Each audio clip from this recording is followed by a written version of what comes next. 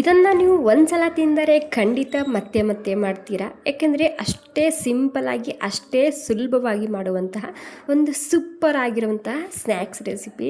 ಇವಾಗೇನು ಮಳೆ ಶುರುವಾಗಿದೆ, ಜಸ್ಟ್ ಒಂದು ಸಲ ಈ ಮಳೆಗೆ ಈ ಸ್ನ್ಯಾಕ್ಸ್ ರೆಸಿಪಿನ ಮಾಡಿ ನೋಡಿ. ಝಟ್ಪಟ್ನಲ್ಲಿ ಮಾಡ್ತೀರಾ, ಹಾಗೆ ಝಟ್ಪಟ್ನಲ್ಲಿ ಖಾಲಿ ಆಗುತ್ತೆ, ಅಷ್ಟು ರುಚಿಯಾಗಿರುತ್ತೆ. ಸೊ ಬನ್ನಿ ಈ ಸಿಂಪಲ್ ಸ್ನ್ಯಾಕ್ಸ್ ರೆಸಿಪಿ ಯಾವ ರೀತಿ ಮಾಡೋದಂತ ನೋಡೋಣ.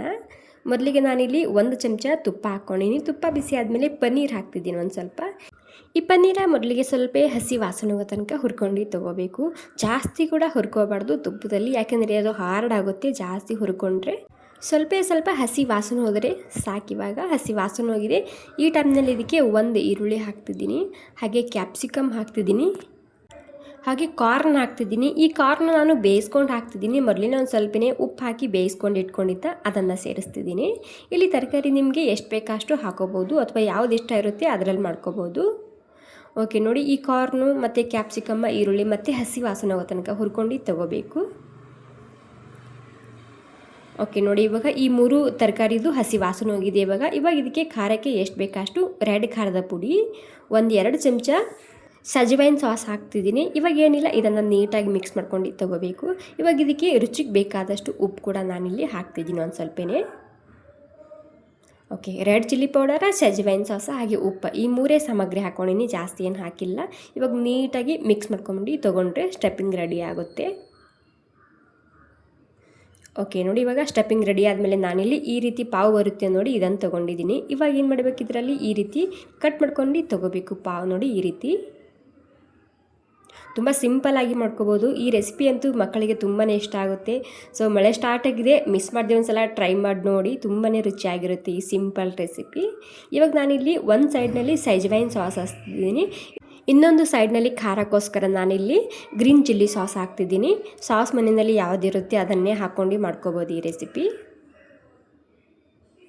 ಓಕೆ ನೋಡಿ, ಇವಾಗ ಒಂದು ಸೈಡ್ನಲ್ಲಿ ಸಜ್ವೈನ್ ಸಾಸ, ಒಂದು ಸೈಡ್ನಲ್ಲಿ ಗ್ರೀನ್ ಚಿಲ್ಲಿ ಸಾಸ್ ಹಾಕ್ಕೊಂಡಿನಿ. ಇವಾಗ ಓಕೆ, ನೀಟಾಗಿ ಸಾಸ್ ಹಾಕ್ಕೊಂಡಾದ್ಮೇಲೆ ಇವಾಗ ನಾವು ಸ್ಟಫಿಂಗ್ ಮಾಡಿದ್ವಲ್ಲ ಅದನ್ನು ಹಾಕ್ತಿದ್ದೀನಿ. ಈ ಸ್ಟಫಿಂಗ್ನ ನಿಮಗೆ ಇಲ್ಲಿ ಎಷ್ಟು ಬೇಕಷ್ಟು ಹಾಕೋಬೋದು ನೀವು ಇಲ್ಲಿ. ಸ್ಟಫಿಂಗ್ ಹಾಕಿದ್ಮೇಲೆ ಒಂದೊಂದು ಚೀಸ್ ಸ್ಲೈಸಸ್ ಇಡ್ತಿದ್ದೀನಿ. ನಾರ್ಮಲ್ ಚೀಸ್ ಕೂಡ ಹಾಕೋಬೋದು. ನೀಟಾಗಿ ಪ್ಯಾಕ್ ಮಾಡಿ ಇವಾಗ ಪ್ಯಾನ್ನಲ್ಲಿ 1-2 ಚಮಚ ಬಟರ್ ಹಾಕ್ತಿದ್ದೀನಿ. ಇದು ಮನೆಯಲ್ಲೇ ಮಾಡಿರುವಂತಹ ಪರಿಶುದ್ಧವಾದ ಬಟರ್ ರೆಸಿಪಿ. ನಿಮಗೆ ಈ ಬಟರ್ ರೆಸಿಪಿ ವಿಡಿಯೋ ಬೇಕಿದ್ದರೆ ನನ್ನ ಚಾನಲ್ನಲ್ಲಿ ಅಪ್ಲೋಡ್ ಇದೆ, ಚೆಕ್ ಮಾಡಿ ನೋಡ್ಬೋದು. ಮನೆಯಲ್ಲಿ ತುಂಬ ಸುಲಭವಾಗಿ ಒಂದೇ ಸಾಮಗ್ರಿನ ಬಳಸ್ಕೊಂಡು ಈ ಬಟರ್ ರೆಸಿಪಿನ ಮಾಡ್ಕೋಬೋದು. ಒಂದು ಸ್ವಲ್ಪನೇ ಮೆಲ್ಟ್ ಮಾಡ್ಕೊಂಡು ಪ್ಲೇಟ್ನಲ್ಲಿ ಹಾಕಿರ್ತಿದ್ದೀನಿ ಈ ಬಟಾರ. ಓಕೆ, ಇವಾಗ ಈ ಪಾವು ಬಿಡ್ತಿದ್ದೀನಿ ನೋಡಿ ಈ ರೀತಿ. ಇವಾಗೇನಿಲ್ಲ, ಈ ಬಟರ್ ತೊಗೊಂಡಿನಲ್ವ, ಇದರಲ್ಲಿ ಒಂದು ಸ್ವಲ್ಪನೇ ಕೊತ್ತಂಬರಿ ಸೊಪ್ಪು ಸೇರಿಸ್ತಿದ್ದೀನಿ. ಓಕೆ, ಕೊತ್ತಂಬರಿ ಸೊಪ್ಪು ಸೇರಿಸಿ ಮೇಲೆ ಒಂದು ಸ್ವಲ್ಪನೇ ನಾನಿಲ್ಲಿ ಈ ಬಟರ್ ಹಚ್ತಿದ್ದೀನಿ ಈ ಬ್ರೆಡ್ಗೆ. ಇವಾಗ ಸ್ಲೋ ಗ್ಯಾಸ್ನಲ್ಲಿ ಜಸ್ಟ್ 1 ನಿಮಿಷ ಬಿಡಬೇಕು, ಜಾಸ್ತಿ ಬಿಡಬಾರ್ದು.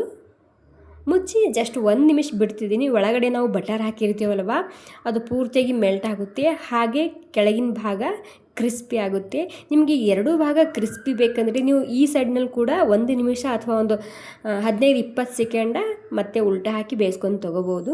ಸೂಪರ್ ಆಗಿರುವಂತಹ ಸ್ನ್ಯಾಕ್ಸ್ ರೆಸಿಪಿ ರೆಡಿ. ಎಷ್ಟು ಸಿಂಪಲಾಗಿ ಮಾಡ್ಕೋಬೋದಲ್ವ, ತುಂಬಾ ರುಚಿಯಾಗಿರುತ್ತೆ. ಸೊ ಈ ರೆಸಿಪಿ ಅಂತೂ ಮಕ್ಕಳಿಗೆ ತುಂಬಾ ಇಷ್ಟ ಆಗುತ್ತೆ. ಒಂದ್ಸಲ ಮಿಸ್ ಮಾಡದೆ ಟ್ರೈ ಮಾಡಿ ನೋಡಿ. ಹಾಗೆ ಈ ರೆಸಿಪಿ ನಿಮಗೆ ಸ್ವಲ್ಪನಾದರೂ ಇಷ್ಟ ಆಗಿದ್ರೆ ಒಂದು ಲೈಕ್ ಮಾಡಿ. ಓಕೆ, ಈ ರೆಸಿಪಿ ಎಲ್ಲಿಂದ ನೋಡ್ತಿದ್ದೀರಾ ಅಂತ ನನಗೆ ಕಾಮೆಂಟ್ ಮಾಡಿ ತಿಳಿಸ್ಬೋದಾ. Okay, thank you so much ಎಲ್ರಿಗೂ.